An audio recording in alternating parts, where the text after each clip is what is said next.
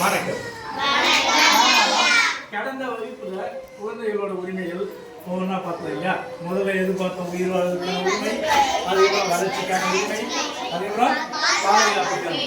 இப்ப இந்த வகுப்புல என்ன உரிமை பார்க்கிறோம்? பங்கேற்பதற்கான உரிமை. அது என்னப்பா பங்கேற்றல் அப்படின்னா? என்னப்பா பங்கேற்பதற்கான உரிமை என்னப்பா?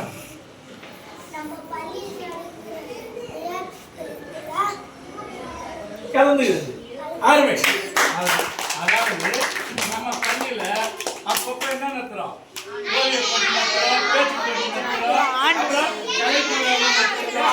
இது எல்லாத்துலயுமே குழந்தைகள் வந்து பங்கு பெறணும். அது மட்டும்தானா? நாம வெளியில நம்ம வீட்டுக்கு அருகில் எங்கன்னா கவிதை போட்டி இந்த மாதிரி போட்டிகள் நடத்துறது பார்த்துக்கிறீங்க இல்லையா? திருவிழாக்கள் ஆண்டு விழா நடத்துவாங்க, அப்ப போட்டி, இதெல்லாம் நீங்க கலந்து. அதோட இல்லாம தன்னோட கருத்துக்களை வந்து சுதந்திரமா சொல்றது தான் பங்கேற்பதற்கான. சரியா? அதாவது இப்போ உங்களுக்கு நான் என்ன சொல்றேன்னா, ஒரு கலந்துரையாடல் மூலமா உங்க பங்கேற்றதுக்கான உரிமையை தெரிஞ்சுங்க. இங்க இந்த பக்கம் இருக்கிறீங்க இல்லையா? நீங்க எல்லாம் ஒரு குழுவாகவும், இங்க இருக்கிறவங்க ஒரு, இந்த பக்கம் இருக்கிறவங்க ஒரு குழுவாகவும் இருந்து நான் சொல்லக்கூடிய தலைப்பு நீங்க கலந்து பேசி உங்களோட கருத்துக்களை ஒவ்வொன்றா சொல்லணும். சரியா? அப்போ வந்து எல்லாரும் கலந்து பங்கேற்பதற்கான உரிமையை தெரியுது. இதே மாதிரி இவங்களுக்கு ஒரு தலைப்பு. இப்போ உங்களுக்கு என்னன்னா, நம்ம பள்ளி இருக்கு இல்லையா? இந்த பள்ளியை மேலும் வளப்படுத்த பள்ளிக்கு என்னென்ன தேவைகள் அப்படின்றத நீங்க கலந்து பேசணும். கலந்து பேசிட்டு ஒவ்வொன்றா சொல்லணும். நீங்க வந்து நம்ம பள்ளி வளாகமும் வகுப்பறையும் தூய்மையா இருக்கிறதுக்கு என்னென்னலாம் தினந்தோறும் பண்ணணும் அப்படின்றத நீங்க கலந்து பேசணும். ஒரு 5 நிமிஷம் டைம் தரேன். நீங்க கலந்து பேசிட்டு நீங்களும் கலந்து பேசிட்டு எனக்கு சொல்றீங்களா? சரிம்மா?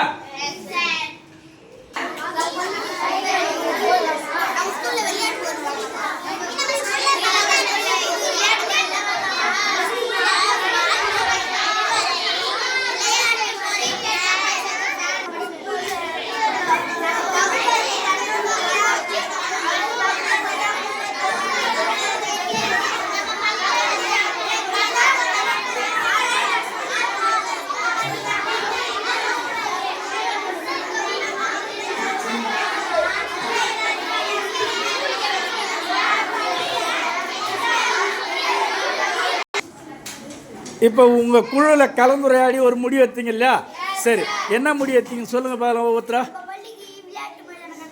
விளையாட்டு மைதானம் தேவை. நீப்பா? கழிவறை தேவை. ஸ்மார்ட் போர்டு கேட்குறீங்க.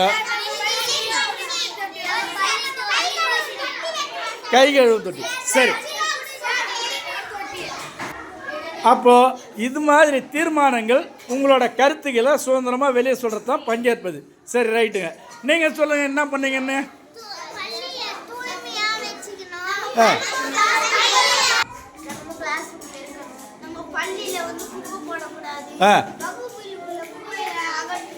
Very good.